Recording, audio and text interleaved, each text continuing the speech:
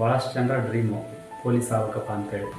ಭಾಳಷ್ಟು ಜನಕ್ಕೆ ಏನು ಡೌಟ್ ಅಂತಂದರೆ ಪೊಲೀಸ್ ಆಗ್ಬೇಕಪ್ಪ ಅಂದ್ಕೊಂಡ್ರೆ ಎಲ್ಲಿಂದ ಶುರು ಮಾಡಬೇಕು, ಹೇಗೆ ಓದಬೇಕು, ಏನೇನು ಓದಬೇಕು, ಏನೇನೆಲ್ಲ ಸಿಲೆಬಸ್ ಇರ್ತೈತಿ, ಫಿಸಿಕಲ್ ಟೆಸ್ಟಲ್ಲಿ ಏನೇನು ಇರ್ತೈತಿ, ಅಲ್ಲಿಂದ ಮೆಡಿಕಲ್ ಟೆಸ್ಟಲ್ಲಿ ಯಾವ ಏನೇನು ಟೆಸ್ಟ್ ಮಾಡ್ತಾರೆ, ಡಾಕ್ಯುಮೆಂಟ್ ವೆರಿಫಿಕೇಷನ್ ಯಾವುದು, ಇದು ಯಾವುದು ಕೂಡ ಗೊತ್ತಿರಲ್ಲ. ಇನ್ನೊಂದು ಯಾವ ರೀತಿ ಸ್ಟಡಿ ಮಾಡಿದರೆ ಈ ಪೊಲೀಸ್ ಎಕ್ಸಾಮ್ನ ಕ್ಲಿಯರ್ ಮಾಡೋದು ಅಂತ ಕೆಲವೊಂದಿಷ್ಟು ಮಾಹಿತಿನ ಹೇಳ್ಕೊಡ್ತೀನಿ. ವಿಡಿಯೋನ ಪೂರ್ತಿಯಾಗಿ ನೋಡಿರಿ. ಫಸ್ಟಿಗೆ ನಾವು ಪೊಲೀಸ್ ಆಗೋಕ್ಕೂ ಮುಂಚೆಗೆ ನಮಗಿದೊಂಥರ ಎಕ್ಸ್ಪೀರಿಯನ್ಸ್ ಆಗೈತಿ. ಸೊ ಆ ಎಕ್ಸ್ಪೀರಿಯನ್ಸ್ನ ನಿಮ್ಮ ಹತ್ರ ಶೇರ್ ಮಾಡ್ಕೊತಾ ಇದ್ದೀನಿ.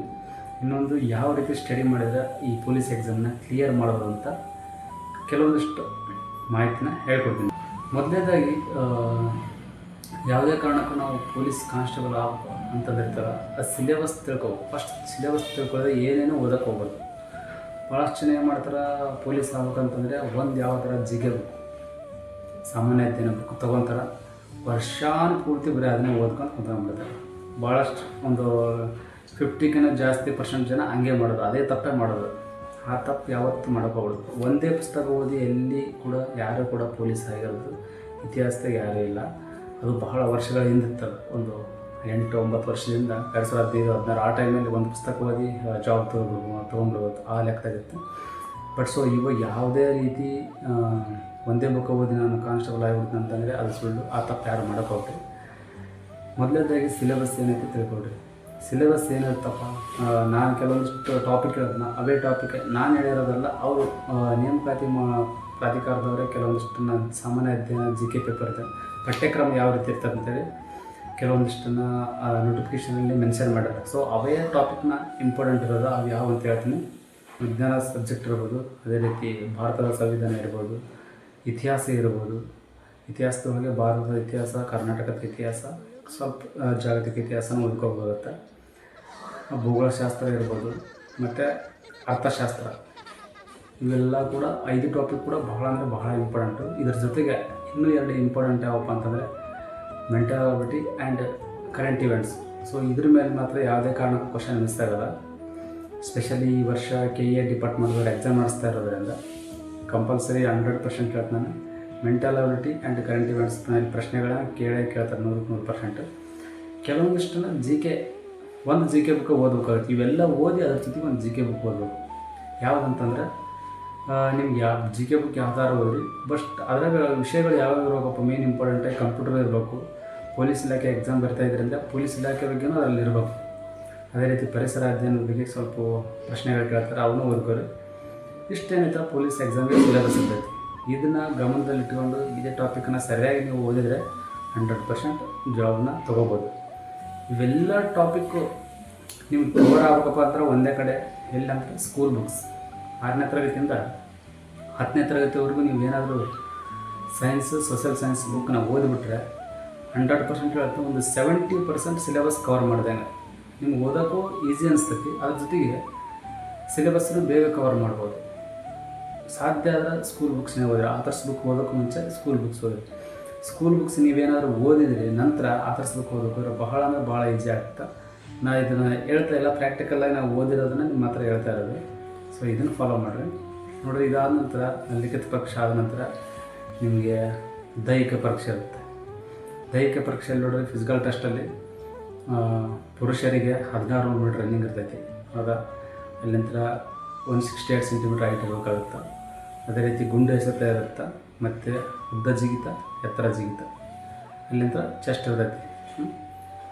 ಇವೆಲ್ಲ ಐತಲ್ಲ ಫಿಸಿಕಲ್ ಟೆಸ್ಟಲ್ಲಿ ಪುರುಷರಿರುತ್ತೆ. ಮಹಿಳೆಯರಿಗೆ ಏನು ಡಿಫ್ರೆನ್ಸ್ ಇಲ್ಲ, ಇವೆಲ್ಲ ಇರ್ತವೆ. ಒಂದು ಪುರುಷರಿಗೆ ಚೆಸ್ಟ್ ಇರ್ತದಿಲ್ಲ, ಅವ್ರಿಗೆ ಮಹಿಳೆಯರಿಗೆ ತೂಕ ಇರ್ತೈತೆ. ಅಲ್ಲಿ ಕನಿಷ್ಠ ತೂಕ 1 ಇರಲೇಬೇಕಾಗುತ್ತೆ ಇಷ್ಟ ಅಂತಂದೇಳಿ. ಇದಾದ ನಂತರ ಏನಿರುತ್ತಪ್ಪ ಅಂತಂದರೆ ನಿಮ್ಗೆ ಮೆಡಿಕಲ್ ಟೆಸ್ಟ್ ಇರ್ತೈತಿ. ಮೆಡಿಕಲ್ ಟೆಸ್ಟ್ ಬಗ್ಗೆ ಯಾರು ಏನು ಜಾಸ್ತಿ ಬರೀ ಮಾಡ್ಕೊಳ್ಳೋ ಅವಶ್ಯಕತೆ ಇಲ್ಲ, ಎಲ್ಲ ನಾರ್ಮಲ್ ಟೆಸ್ಟ್ ಇರ್ತವೆ. ಒಂದು ಕಲರ್ ಬ್ಲೈಂಡ್ನೆಸ್ ಇತ್ತಂತಂದರೆ ಭಾರಿ ಕಷ್ಟ, ಯಾಕಂದರೆ ಅಲ್ಲಿ ಏನು ಯಾವುದೇ ಆಪ್ಷನ್ ಇರಲ್ಲ ಕಲರ್ ಬ್ಲೈಂಡ್ ಇತ್ತಂದರೆ. ಸೊ ಇಷ್ಟು ಮೆಡಿಕಲ್ ಟೆಸ್ಟ್ ಎಲ್ಲ ನಾರ್ಮಲ್ ಟೆಸ್ಟ್ ಮಾಡ್ತಾರೆ, ಅದ್ರ ಬಗ್ಗೆ ಏನು ವರಿ ಮಾಡ್ಕೊಂಡಿಲ್ಲ. ಅದಾದ ನಂತರ ಡಾಕ್ಯುಮೆಂಟ್ ವೆರಿಫಿಕೇಷನ್. ನೀವೇನು ಅಪ್ಲಿಕೇಶನ್ ಹಾಕಿರ್ತಾರಲ್ಲ, ಅವಾಗೇನು ಡಾಕ್ಯುಮೆಂಟ್ ಇರ್ತಾವಲ್ಲ, ಅವೇ ಡಾಕ್ಯುಮೆಂಟು ಬಹಳ ಅಂದರೆ ಬಹಳ ಇಂಪಾರ್ಟೆಂಟು. ನೀವು ಅಪ್ಲಿಕೇಶನ್ ಹಾಕಿರೋದಕ್ಕೂ ಮತ್ತು ನಿಮ್ಮ ಹತ್ರ ಇರೋ ಡಾಕ್ಯುಮೆಂಟ್ಸ್ಗೆ 2 ಮ್ಯಾಚ್ ಇರಬೇಕು, ಅವೇ ಡಾಕ್ಯುಮೆಂಟ್ಸೇ ಇರಬೇಕಾಗತ್ತೆ.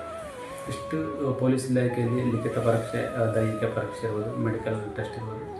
ಅದಾದ ನಂತರ ಡಾಕ್ಯುಮೆಂಟ್ ವೆರಿಫಿಕೇಷನ್ ನಂತರ ಆದಮೇಲೆ ನಿಮ್ಗೆ ಆರ್ಡರ್ ಕಾಪಿನ ಕೊಡ್ತಾರೆ. ಎಷ್ಟು ಪೊಲೀಸ್ ಇಲಾಖೆಯಲ್ಲಿ ಇರ್ತೈತಿ. ಒಂದೇ ಒಂದು GK ಪೇಪರ್ ಇರೋದು ಮಾತ್ರ 100 ಪ್ರಶ್ನೆಗಳಿರ್ತಾವೆ, 100 ಅಂಕ ಇರ್ತೈತಿ. ಈಗಾಗಲೇ ನಾನು ಹೇಳ್ತೀನಲ್ಲ ಪಠ್ಯಕ್ರಮ, ಆ ಪಠ್ಯಕ್ರಮ ಪ್ರಕಾರನೇ ಇರ್ತೈತಿ ಪ್ರಶ್ನೆಗಳು. ಯಾರು ಓದ್ತಾ ಇದ್ರಲ್ಲ ಸರಿಯಾಗಿ ಅದನ್ನ ಓದ್ರಿ.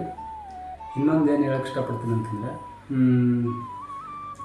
ಯಾರ್ಯಾರೆಲ್ಲ ಈಗ ಸ್ಟಡಿ ಮಾಡ್ತಾ ಇರ್ತೀರಲ್ಲ, ಸ್ವಲ್ಪ ನಿಮ್ಮ ಫಿಸಿಕಲ್ ಟೆಸ್ಟ್ ಕಡೆಗೂ ಗಮನ ಕೊಡಿ. ಯಾಕಂದರೆ ಪೊಲೀಸ್ ಆಗ್ಬೇಕಂತಂದರೆ ಕೇವಲ ನೀವು ಎಕ್ಸಾಮ್ ಅಷ್ಟೇ, ರಿಟರ್ನ್ ಎಕ್ಸಾಮ್ ಅಷ್ಟು ಇಂಪಾರ್ಟೆಂಟು, ಫಿಸಿಕಲ್ ಟೆಸ್ಟ್ ಕೂಡ ಅಷ್ಟೇ ಇಂಪಾರ್ಟೆಂಟು. ಭಾಳಷ್ಟು ಜನ ನಾನು ನೋಡಿದ ಪ್ರಕಾರ ಈಗ ರಿಟರ್ನ್ ಎಕ್ಸಾಮ್ ಆದಮೇಲೆ ಫಿಸಿಕಲ್ ಟೆಸ್ಟಿಗೆ 1:5 ಅಂದರೆ ಒಂದು ಪೋಸ್ಟ್ಗೆ 5 ಜನಗೆ ಫಿಸಿಕಲ್ ಕರೀತಾರೆ. ಅದರಲ್ಲಿ ನೋಡ್ರಿ ಒಂದು 30 ಜನ ಒಂದು ಸರ್ತಿ ಬಿಟ್ಟರೆ, ಆದರೆ ಕೇವಲ ಮ್ಯಾಕ್ಸಿಮಮ್ 10 ಜನ, 10 ಜನಕ್ಕೆ ಜಾಸ್ತಿ ಪಾಸ್ ಆಗೋದೇ ಇಲ್ಲ. ಸೊ ಫಿಸಿಕಲ್ ಕಡೆ ಗಮನ ಕೊಡ್ರಿ. ಸ್ಕೋರ್ ಮಾಡಿರ್ತಾರೆ, ಒಂದು 70, 80, 90 ಮಾಡಿರ್ತಾರೆ, ಬಟ್ ಫಿಸಿಕಲಲ್ಲಿ ಫೇಲ್ ಆಗಿರ್ತಾರೆ. ಈ ಥರ ಇರ್ತೈತಿ. ಸೊ ಯಾರು ಕೂಡ ತಪ್ಪು ಮಾಡೋಕ್ಕೆ ಹೋಗ್ರಿ. ಅವಾಗವಾಗ ನೀವು ಗ್ರೌಂಡ್ ಕಡೆಗೆ ಟೈಮ್ ಕೊಟ್ಟು ಸೊ ಫಿಸಿಕಲ್ ಪ್ರಾಕ್ಟೀಸ್ನ ಮಾಡಿರಿ. ಇಷ್ಟು ಪೊಲೀಸ್ ನೇಮಕಾತಿಯಲ್ಲಿ ಒಂದು ಪ್ರಕ್ರಿಯೆ ಇರ್ತೈತಿ. ಇದಂತ ಪಠ್ಯಕ್ರಮನೇ ಹೇಳಿದ್ದೀನಿ ಆಲ್ರೆಡಿ. ಇಷ್ಟು ಓದ್ರಿ. ನಾನೇನು ಹೇಳ್ತೀನಿ ಒಂದು ಸಜೆಷನ್ ಅಂತಂದರೆ, ಯಾರು ಇದೇ ವರ್ಷ ನಾನು ಪೊಲೀಸ್ ಆಗಬೇಕಪ್ಪ ಅಂತಂದೇಳಿ ನನ್ನ ಡ್ರೀಮ್ ಇತ್ತಂತಂದರೆ ಮ್ಯಾಕ್ಸಿಮಮ್ ಹಾರ್ಡ್ ವರ್ಕ್ ಮಾಡಿರಿ. ಭಾಳಷ್ಟು ಜನ ಕನ್ಸಿಸ್ಟೆನ್ಸಿಯಾಗಿ ಬರೀ ಒಂದು 6 ತಾಸು 8 ತಾಸು ಓದಿದ್ರೆ ಸಾಕಪ್ಪ ಅಂತಂದು ಹೇಳ್ತಾರೆ. ಸೊ ಆ ಥರ ಓದಿದ್ರೆ 100% ಜಾಬ್ ಮಾಡೋಕ್ಕಾಗಲ್ಲ.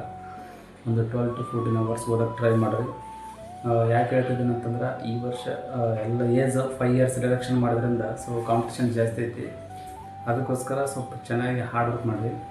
ಇಲ್ಲಪ್ಪ ನನಗೆ ಈ ವರ್ಷ ಜಾಬ್ ಬೇಡ, ಯಾವಾಗಾದರೂ ಆಗಲಿ ಅಂತ ಅನ್ಕೊಂಡಂಗಿತ್ತಂದರೆ ನೀವು ಬೇಕಾದ್ರೆ 6 ತಾಸು 7 ತಾಸು ಹೋದ್ರೆ ನ್ಯಾಯ ಬೇಡಲ್ಲ. ಇದೇ ವರ್ಷ ನನಗೆ ಜಾಬ್ ಬೇಕಂತಂದರೆ ನೀವು 100% ಅದನ್ನು ಎಫರ್ಟ್ ಹಾಕಲೇಬೇಕು. ಯಾವುದೇ ಕಾರಣಕ್ಕೂ ನೆಗ್ಲಿಜೆನ್ಸಿ ಮಾಡೋಕ್ಕೆ ಹೋಗ್ಬಾರ್ದು. ಇಷ್ಟು ಪೊಲೀಸ್ ನೇಮಕಾತಿಯಲ್ಲಿ ಪ್ರಕ್ರಿಯೆ ಇರ್ತೈತಿ, ಪಠ್ಯಕ್ರಮ ಇರುತ್ತೆ. ಸೊ ನಿಮಗೇನಾದರೂ ಡೌಟ್ ಇತ್ತಂದರೆ ಕಮೆಂಟಲ್ಲಿ ಮೆನ್ಷನ್ ಮಾಡಿ. ಅದ್ರ ಬಗ್ಗೆ ನಾನು ನೆಕ್ಸ್ಟ್ ವಿಡಿಯೋದಲ್ಲಿ ನಿಮ್ಗೆ ಏನಾದ್ರು ಇನ್ಫಾರ್ಮೇಷನ್ ಬೇಕಿತ್ತಂತ, ಏನೇನು ಬೇಕಲ್ಲ, ಯಾವುದು ಏನಾದ್ರು ಡೌಟ್ ಇತ್ತಂದ್ರೆ ಹಾಕ್ರಿ.